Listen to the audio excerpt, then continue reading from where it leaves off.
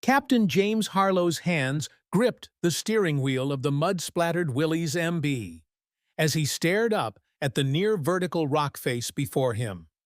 The morning sun cast long shadows across the Apennine mountainside, making the 70-degree slope look even more impossible than it had in yesterday's reconnaissance.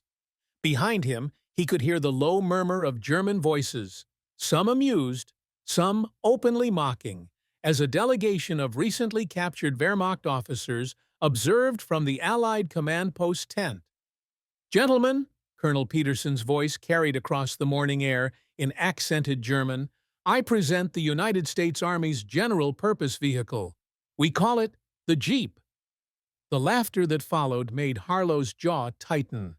Through his side mirror, he caught sight of Generalmajor Klaus Reinhardt, the highest-ranking German POW at the camp, shaking his head with undisguised contempt.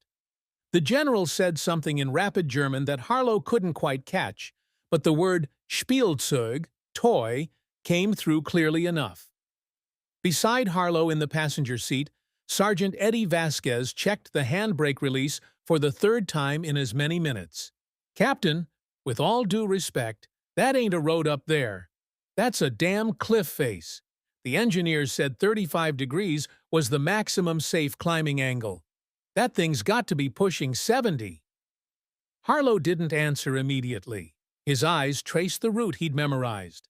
A narrow goat path that switchbacked up the mountain, with sections so steep that the Jeep's hood would block his view of anything but sky. In some places, the path disappeared entirely beneath loose shale that could send them tumbling 300 feet down into the ravine below. This wasn't just dangerous, it was the kind of thing that got officers relieved of duty for reckless endangerment. But it was also necessary. For 6 months, the Allied advance up the Italian peninsula had been grinding to a halt against German defensive positions that exploited every mountain, every ridge, every impossible piece of terrain. The Wehrmacht moved their artillery pieces up slopes that intelligence said were impassable, rained fire down from positions the Allies couldn't reach with their heavier vehicles, then disappeared into the high country before counterattacks could be organized. Meanwhile, American and British supply lines stretched thin as mule trains, and human porters struggled to keep frontline units equipped. The German generals knew this. They designed their defensive strategy around the assumption that mountains were their ally, that mechanized warfare meant nothing in vertical terrain. Their own vehicles, the heavier Kubelwagen, the robust but cumbersome Mercedes-Benz trucks, couldn't navigate the narrow mountain paths, so they'd assumed the Americans couldn't either. Harlow had spent the last 3 days proving them wrong in small demonstrations, watching the contempt on Reinhardt's face barely flicker. The Jeep could ford rivers, so could their vehicles. It could traverse mud, impressive, but not revolutionary. It could navigate bomb craters and rubble, useful, but hardly war-winning. But this mountain, this would be different. "Captain Harlow," Colonel Peterson called out, walking toward the Jeep with Reinhardt and 2 other German officers in tow. "The General Major has made a wager. He believes your toy will flip backward before you make it 50 meters up that slope." Peterson's expression was carefully neutral, but his eyes held a challenge. "He's offered his Iron Cross if you make it to the top. Are you willing to risk your vehicle, Captain?" Through the windshield, Harlow could see the old stone shepherd's hut that marked the summit, roughly 800 meters up at an elevation that made his ears pop just thinking about it. 800 meters of loose rock, blind corners, and angles that defied common sense. He released the clutch and let the Jeep idle forward slightly, feeling the response of the four-wheel drive system, that brilliant innovation that distributed power to all wheels simultaneously, giving the vehicle grip that shouldn't be possible. "Tell the General Major," Harlow said quietly, "that he should keep his Iron Cross ready. He's about to learn what American engineering can do." The Jeep's story didn't begin on an Italian mountainside. It began 3 years earlier in a cramped Pentagon procurement office where Captain James Harlow, then a freshly minted lieutenant, first saw the specifications that would change warfare forever. It was June 1941, and America wasn't yet at war, but everyone with eyes could see it coming. The Army's Quartermaster Corps had issued a desperate request to American automakers. Design a lightweight reconnaissance vehicle that could replace motorcycles and horses. The requirements seemed contradictory to the point of impossibility. A four-wheel drive vehicle weighing less than 1,300 pounds, capable of carrying a crew of 3+ equipment, with a low profile for concealment and enough ground clearance to traverse rough terrain. Detroit's response was skeptical at best. Ford initially declined to bid. General Motors submitted a proposal but called the weight limit unrealistic. Only two companies took the challenge seriously: Bantam Car Company, a small manufacturer on the brink of bankruptcy, and Willys Overland Motors. Harlow had been assigned to the testing committee as a junior engineering officer, a position that mostly involved taking notes while senior officers made decisions. He'd watched the first Bantam prototype arrive at the proving grounds in Camp Holabird, Maryland, a stripped-down contraption that looked more like a motorized wheelbarrow than a military vehicle. The test observers had laughed. One colonel called it a motorized buckboard. Another suggested it might work as a mail delivery cart. Then they drove it. Harlow still remembered Major Charles Payne's face after the first test run. Pure disbelief mixed with something like religious conversion. The little vehicle had climbed a 40% grade, forded a stream, navigated a rock field that should have torn out its suspension, and returned to the starting line doing 40 miles per hour. It bounced like a rabbit and steered like a nimble horse, responding to the driver's inputs with almost intuitive precision. But the Bantam design was too light, too fragile. The Army needed something more robust, which brought Willys into the picture with their more powerful Go Devil engine, a 60-horsepower four-cylinder that gave the vehicle surprising speed and torque. Ford eventually joined the production with their manufacturing expertise, and together they refined the design into the Willys MB, the vehicle that would simply become known as the Jeep. By 1944, Harlow had transferred from procurement to field operations, specifically because he'd become the Army's foremost expert on Jeep capabilities. He'd written the technical manuals, supervised driver training programs, and argued endlessly with senior officers who still saw the vehicle as a lightweight runabout, useful for messenger duty but not serious military operations. He'd been in North Africa when Patton used Jeeps for rapid reconnaissance across the desert. He'd been at Sicily when the vehicles proved they could keep pace with tanks across broken terrain. And now he was in Italy, attached to the 5th Army's Mountain Warfare Division, where the Jeep's capabilities were about to face their ultimate test. Because James Harlow knew something the German generals didn't. The Jeep wasn't designed to match their vehicles. It was designed to make their vehicles obsolete. James Harlow hadn't set out to become a revolutionary.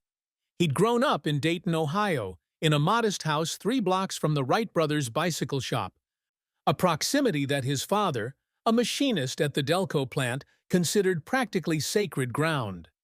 American innovation, his father would say, pointing toward the old shop during their evening walks. That's what built this country, not armies or politicians, but men willing to try what everyone else said was impossible. The lesson took root deep. While other boys collected baseball cards, young James collected mechanical diagrams. He'd built his first functioning engine at 14 from spare parts scavenged from junkyards, a 2-cylinder contraption that ran for exactly 7 minutes before exploding in a cloud of black smoke that got him banned from his mother's garage for a month. But he'd made it work. That was the thing. He'd seen the problem, understood the principles, and engineered a solution with limited resources. The fact that it eventually exploded was, in his teenage mind, merely a refinement issue. His father recognized the talent and scraped together enough money to send him to Ohio State University, where James studied mechanical engineering while working night shifts at a local automotive plant. He graduated in 1938 with honors, and immediately faced the reality that the Depression had left few opportunities for a young engineer with big ideas and no connections. The Army had been a practical choice, not a patriotic calling. The officer candidate school accepted him based on his engineering degree, and suddenly he had steady pay, 3 meals a day, and access to technical challenges that made his pulse quicken. The Army had machinery, trucks, tanks, artillery pieces, and most of it, in Harlow's assessment, was poorly designed for actual field conditions. He'd made himself unpopular early by filing detailed reports on equipment failures, complete with engineering analyses and suggested modifications. Most officers found this annoying. A few found it useful. One, Colonel Vincent Martinez, found it brilliant and had Harlow transferred to the Quartermaster Corps Research Division. That's where he'd been when the Jeep project landed on his desk. Harlow had understood immediately what the other officers missed. This wasn't about building a better motorcycle or a lighter truck. This was about rethinking mobility itself. The four-wheel drive system meant power could be distributed based on terrain demands. The short wheelbase meant maneuverability in spaces where larger vehicles would be trapped. The lightweight frame meant it could be transported by air or carried across obstacles. The simple design meant field repairs could be done by soldiers with basic tools, not specialized mechanics. It was elegant, it was revolutionary, and it was being underestimated by almost everyone who saw it. So Harlow had made it his mission to prove what the Jeep could do. He'd driven prototypes through impossible conditions, documented every capability, and argued passionately in procurement meetings for expanded production. When the war finally came and he'd been offered a safe desk job managing Jeep logistics, he'd requested a field assignment instead. Because you couldn't convince skeptics with reports and statistics. You had to show them. You had to make them witnesses to the impossible. Now, 3 years later, facing a German general's contempt and a mountain that seemed designed by God specifically to prove limitations, James Harlow was about to do exactly that. The strategic situation in Italy had become a nightmare of vertical warfare. After the Allied landing at Salerno in September 1943, everyone expected a rapid advance toward Rome and beyond. The Italian government had surrendered, German forces were supposedly in retreat, and optimistic planners predicted the campaign would be over by Christmas. They hadn't accounted for the mountains. Field Marshal Albert Kesselring, commanding German forces in Italy, had transformed the Apennine mountain range into a series of interlocking fortresses. The Winter Line, the Gustav Line, the Gothic Line. Each was a masterwork of defensive engineering that exploited terrain the Allies couldn't easily traverse. German artillery observers positioned on mountain peaks could see for miles, calling down devastating fire on any Allied advance. Machine gun nests carved into cliffsides commanded approach routes with overlapping fields of fire. Supply depots and command posts nestled in high valleys that were unreachable by conventional vehicles. The Allied response had been predictably slow. Mule trains carried supplies up mountain paths, just as armies had done for centuries.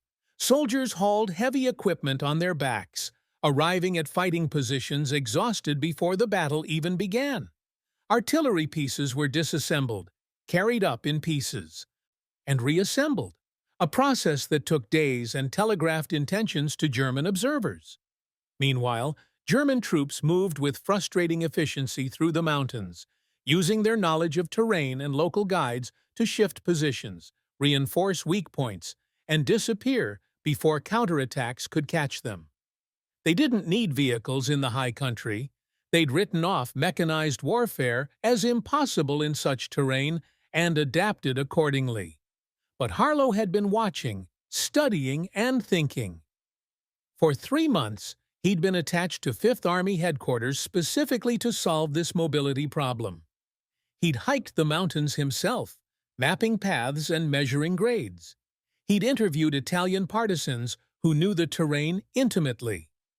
He'd studied German defensive positions through binoculars and aerial reconnaissance photos, noting how they positioned themselves just beyond where they believed Allied vehicles could reach.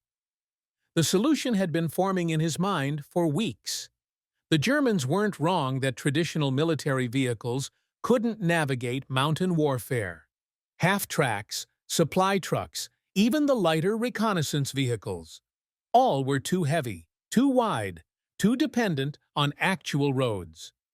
Their wheelbase was too long for tight switchbacks, their ground clearance too low for rocky paths, their weight distribution wrong for steep grades. But the Jeep was different. Harlow had run the calculations a dozen times. The Jeep's four-wheel drive meant power went to whichever wheels had traction, preventing the rear wheel slippage that plagued conventional vehicles on steep grades. The short 80-inch wheelbase meant it could navigate switchbacks that would trap longer vehicles. The quarter-ton weight meant it wouldn't sink into soft ground or collapse aging mountain paths. The low center of gravity and wide track width gave it stability on slopes that would flip top-heavy vehicles. In theory, a Jeep could go places the German generals assumed were vehicle-proof. Theory, however, didn't win wars, and it certainly didn't convince skeptical Allied commanders to restructure their entire mountain warfare doctrine around a vehicle many still saw as suitable only for messenger duty and light reconnaissance. Harlow had proposed field demonstrations. He'd written reports. He'd argued in planning meetings until his voice went hoarse. The response was always the same. "Interesting idea, Captain, but the terrain is simply too extreme for mechanized vehicles. We'll stick with proven methods." Then Generalmajor Klaus Reinhardt had been captured during a raid on a German command post, and Harlow had seen his opportunity. The general was old-school Wehrmacht, a veteran of mountain warfare in Norway and the Caucasus. He understood vertical combat better than most Allied officers, and he needed to be proven spectacularly wrong. Harlow released the parking brake and felt the Jeep roll forward toward the base of the slope. Behind him, he could hear Colonel Peterson translating for the German officers, their voices carrying that particular tone of men watching someone about to fail spectacularly. "First gear, low range," Vasquez muttered beside him, more prayer than suggestion. "And maybe say a Hail Mary." The front wheels hit the incline, and suddenly the world tilted backward. Through the windshield, Harlow could see nothing but sky and the stone hut that marked the summit, impossibly far above. His foot pressed the accelerator with steady, measured pressure. Too much would spin the wheels. Too little would stall the engine on this grade. The Go Devil engine growled, and the Jeep began to climb. The first 50 meters were relatively straightforward, just steep enough to test the four-wheel drive, but not yet at the angles that defied common sense. Harlow kept his movements minimal, steering into a narrow track that had been worn by generations of sheep. Loose rocks pinged off the undercarriage. The Jeep bounced over embedded stones, suspension compressing and extending in a rhythm that felt almost alive. Behind them, the voices had gone quiet. At 75 meters, the path hooked sharply left around a boulder outcropping. Harlow downshifted, feeling the engine's torque transfer through the drivetrain. The turning radius was tight. Any vehicle with a longer wheelbase would have to back up and make a three-point turn on this grade, probably sliding backward in the process. The Jeep pivoted almost in place, all four wheels maintaining grip on the loose surface. "Jesus, Mary, and Joseph," Vasquez whispered. "It's actually working." The grade increased. 100 meters up, Harlow hit a section where the incline had to be pushing 65 degrees. The Jeep's hood pointed so sharply upward that he had to lean out the side to see the path ahead. Physics suggested they should be flipping backward, tumbling down the mountain in a catastrophic roll. But the engineers who designed the Jeep had understood weight distribution. The engine and transmission were positioned low and forward, the fuel tank centered. The center of gravity stayed just ahead of the tipping point. The wheels bit into shale and found purchase. The Jeep climbed. At 200 meters, they reached the section Harlow had been dreading. A 15-meter stretch where the path disappeared entirely beneath a scree field of loose stone. No traction, no stable surface, just sliding rock that could send them careening sideways into the ravine. He'd walked this section yesterday and nearly lost his footing 3 times. "Captain," Vasquez's voice was tight with fear. "I know." Harlow kept his speed steady, feeling the wheels churn through the unstable surface. The four-wheel drive distributed power evenly, each tire clawing for grip independently. The Jeep began to slide sideways, 6 inches, then 12, and Harlow steered into the slide, compensating, keeping the momentum forward and upward. The front wheels found solid rock. The rear wheels followed. They were through. 300 meters. 400. The air thinned and Harlow's ears popped. The path became a series of tight switchbacks, each turn requiring precision that left no margin for error. One mistake, overcorrection on the steering, too much acceleration, a momentary loss of focus, and they'd go over the edge. But the Jeep responded to every input with mechanical faithfulness. It climbed angles that shouldn't be possible.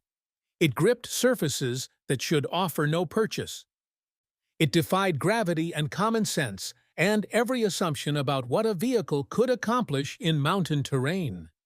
At 600 meters, Harlow risked a glance in the side mirror.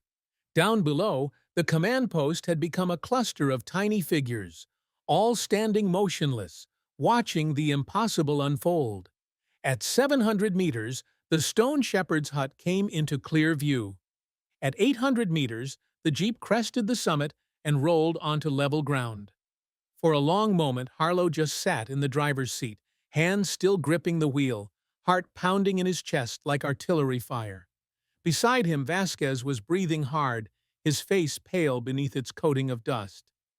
"We're alive," the sergeant said, voice tight with disbelief. "We're actually alive.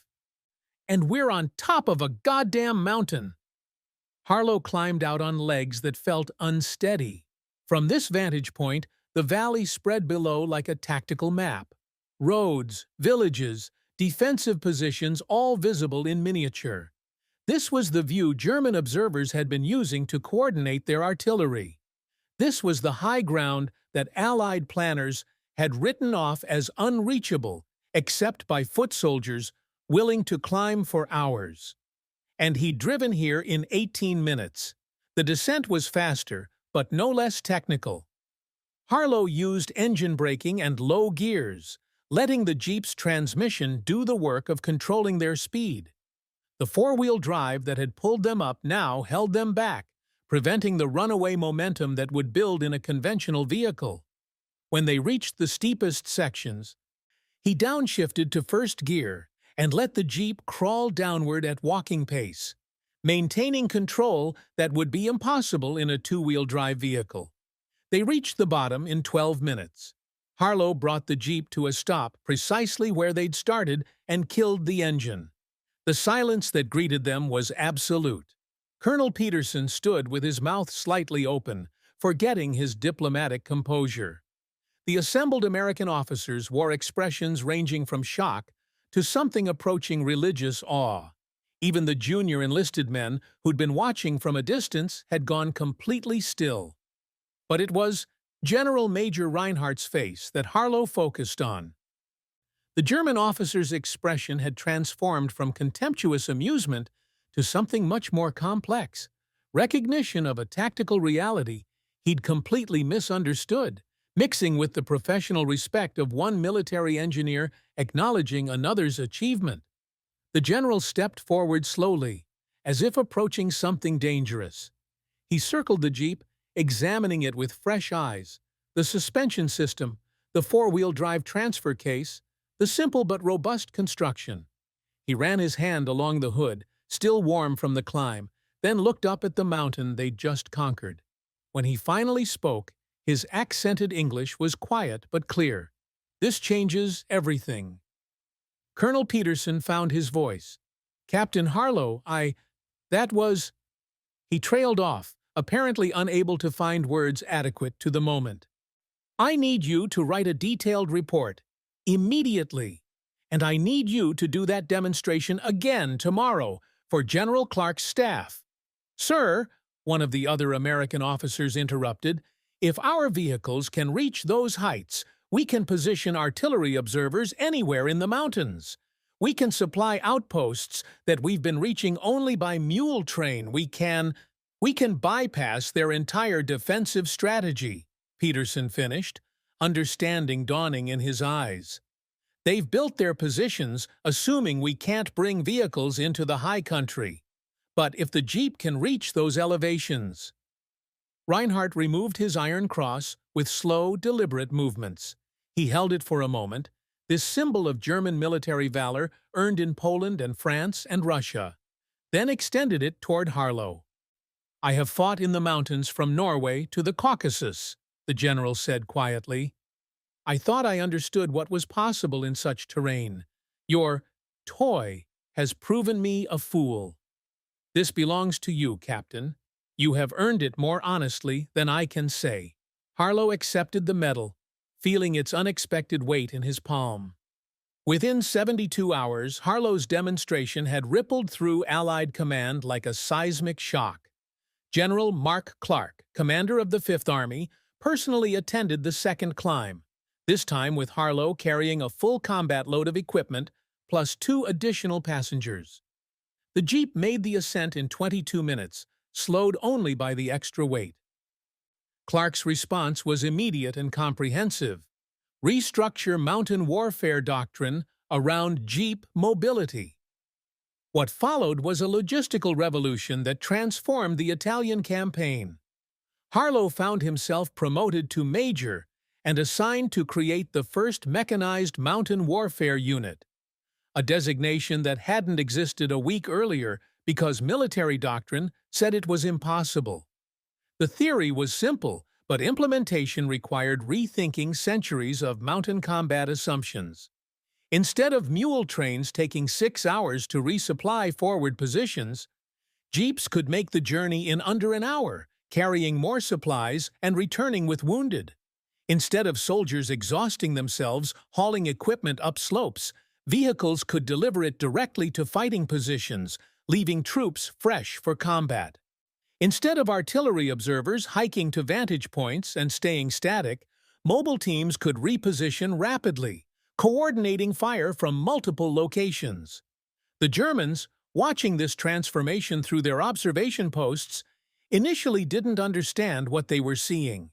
Their intelligence reports spoke of increased light vehicle activity but dismissed it as inefficient use of resources in mountain terrain, because their own doctrinal assumptions said vehicles were useless in such conditions. By May 1944, the truth became impossible to ignore. During the assault on the Gustav Line, Harlow's mechanized mountain units achieved what months of conventional assault had failed to accomplish. Jeeps carrying combat engineers reached positions behind German fortifications. Approaching from angles the defenders had considered vehicle-proof. Supply lines that should have taken hours to establish materialized in minutes. Artillery observers leapfrogged positions so rapidly that German counter-battery fire consistently targeted locations already abandoned. The breakthrough came at Monte Cassino, where Harlow personally led a column of 12 Jeeps up a goat path that German planners had evaluated as impassable to mechanized forces.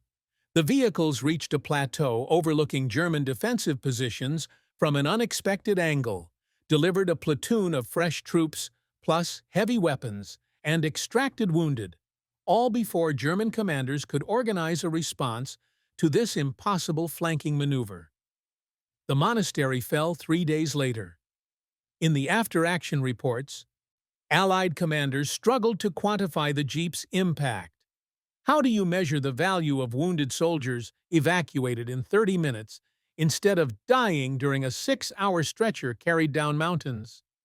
How do you calculate the tactical advantage of artillery observers who could reposition faster than enemy forces could respond? How do you price the psychological impact on defenders who realized their impregnable mountain fortresses could be bypassed by vehicles they dismissed as toys? The German response, when it came through intercepted communications, was telling.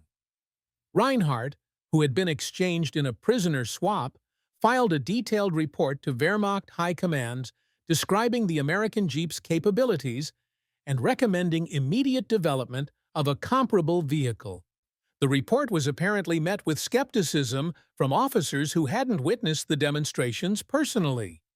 By the time German engineering teams began serious efforts to create their own lightweight four-wheel drive reconnaissance vehicle, the war's momentum had shifted decisively. The Italian campaign that was supposed to be an endless grinding stalemate suddenly became mobile, fluid, aggressive. Allied forces pushed north with a speed that caught German defenders constantly off balance. And at the vanguard of that advance, leading columns of olive-drab Willys MBs through terrain that doctrine said was impossible, Major James Harlow rewrote the fundamental assumptions of mountain warfare. The toy had become the weapon that broke the fortress. The war in Italy ended in May 1945 with German forces in full retreat. By then, the Jeep had evolved from a curiosity to an icon, with over 640,000 units produced and deployed across every theater of combat. But it was in the mountains, those vertical battlefields where Harlow had proven the impossible, that the vehicle's legend solidified. Harlow himself survived the war, decorated with the Distinguished Service Cross for his innovations in mechanized mountain warfare. The citation mentioned his extraordinary technical skill and tactical audacity, though it failed to capture the full scope of what he'd accomplished. He'd proven that innovation wasn't just about engineering. It was about recognizing when conventional wisdom was actually conventional blindness. After the war, he was recruited by Willys Overland to lead their civilian vehicle development division. The lessons learned from military Jeeps translated into civilian models that became synonymous with American rugged individualism. That short wheelbase and four-wheel drive that had conquered Apennine slopes now conquered American wilderness, opening terrain previously accessible only on foot or horseback. But Harlow's thoughts often returned to Italy, to that March morning when everything changed. He kept Reinhardt's Iron Cross in a desk drawer, not as a trophy, but as a reminder of a larger truth. Your adversary's contempt can be your greatest advantage. While the German generals had laughed at the toy, they'd failed to imagine what was possible outside their assumptions. The two men met again, improbably, in 1953 at an international engineering conference in Switzerland. Reinhardt, retired from military service and working as a consultant for Mercedes-Benz, approached Harlow during a reception with the careful formality of former enemies navigating peacetime. "Major Harlow," Reinhardt said, extending his hand, "I read your paper on terrain adaptive vehicle design. Excellent work." "General Reinhardt," Harlow shook the offered hand, "I hope Mercedes has recovered from the shock of American innovation." A slight smile crossed the German's face. "We have developed our own four-wheel drive vehicles, yes, good vehicles, but—" He paused, choosing words carefully. "They are responses to what you proved was possible. Derivative, not revolutionary. There is a difference between engineering and vision, I think. That day in Italy, you showed vision, I showed arrogance."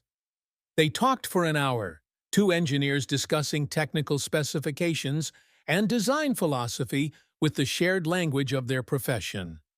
The war was a ghost between them, acknowledged but not dwelled upon. What mattered now was the legacy of innovation, how one moment of proving the impossible had rippled forward through time. Reinhardt eventually steered the conversation to a question that had apparently haunted him. When you looked at that mountain, what made you certain you could climb it? The engineering was sound, yes, but there is always a gap between theory and practice. What gave you confidence? Harlow considered this. My father, he said finally, used to take me past the Wright brothers' old bicycle shop in Dayton. He'd tell me about men who built a flying machine because they didn't accept that human flight was impossible. I think I learned that impossible is often just a failure of imagination. The mountain wasn't impossible. It was just something nobody had succeeded at yet. There's a difference. Reinhardt nodded slowly. I wish more officers, on both sides, had understood this distinction. Perhaps the war would have ended differently. Or perhaps, his expression turned thoughtful, it would have ended the same way, only faster. They parted cordially, two men who had been instruments of history reflecting on the strange alchemy of innovation, circumstance, and the courage to attempt what others declared impossible. The Jeep that climbed the Apennine slope in March 1944 now sits in the National World War II Museum in New Orleans, preserved behind climate-controlled glass. A small placard describes its service record, the battles it participated in, the technical specifications that made it revolutionary. But the placard doesn't capture the full story. How laughter turned to silence, how contempt transformed into respect, how a toy became the instrument that rewrote military doctrine. Major James Harlow, later promoted to colonel before his retirement in 1960, lived to see the Jeep evolve into an American cultural icon. He watched civilian versions conquer terrain from Alaska to the Australian outback. He saw military variants serve in Korea and Vietnam, their fundamental design largely unchanged because the original engineering had been so sound. He witnessed the term Jeep become generic shorthand for capability, reliability, and go-anywhere confidence. In his final interview before his death in 1986, conducted by a military history graduate student, Harlow was asked about that March morning in Italy.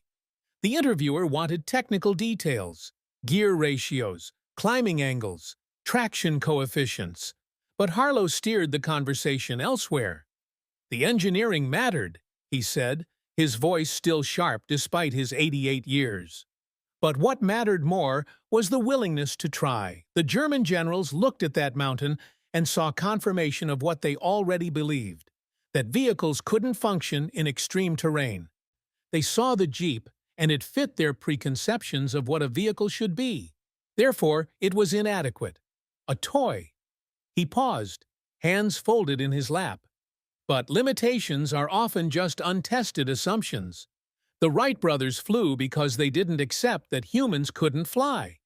The Jeep climbed that mountain because I didn't accept that it couldn't. Innovation happens when someone looks at impossible and asks, why not, instead of why. The lesson extends far beyond one vehicle on one mountain. It speaks to the nature of breakthrough itself, how revolutionary ideas are often dismissed by those invested in existing paradigms, how contempt can blind experts to possibility, and how the courage to test assumptions against reality can change the course of history. Today, the Jeep's descendants serve in militaries worldwide, and its design philosophy influences everything from Mars rovers to search and rescue vehicles. That short wheelbase, that four-wheel drive system, that commitment to simplicity and capability, all trace their lineage back to desperate requirements in a Pentagon office and a handful of engineers willing to try what others said couldn't be done. But perhaps the deepest legacy is the reminder that expertise without imagination becomes dogma. The German generals were experts in mountain warfare, veterans of campaigns across Europe, educated in military academies that taught centuries of tactical wisdom. Yet they were utterly unprepared for a simple vehicle that violated their assumptions about what was possible. Harlow understood something they didn't, that innovation often comes from the edges, from the people willing to question established wisdom, from the moments when someone looks at impossible terrain and says, "Let me try." The ridge in Italy where Harlow made his famous climb is still there, weathered by 70-plus years of seasons, but fundamentally unchanged. Occasionally, military historians make pilgrimages to walk the path, measuring angles with modern instruments, marveling at what was accomplished with 1940s technology, and one man's refusal to accept limitations. The stone shepherd's hut at the summit remains standing. Inside, someone, identity unknown, has scratched a message into the wall in English. The impossible is just the untried. It's as fitting an epitaph as any for the story of a toy that won a war, climbed a mountain, and proved that the only real limitation is the failure to imagine what might be possible.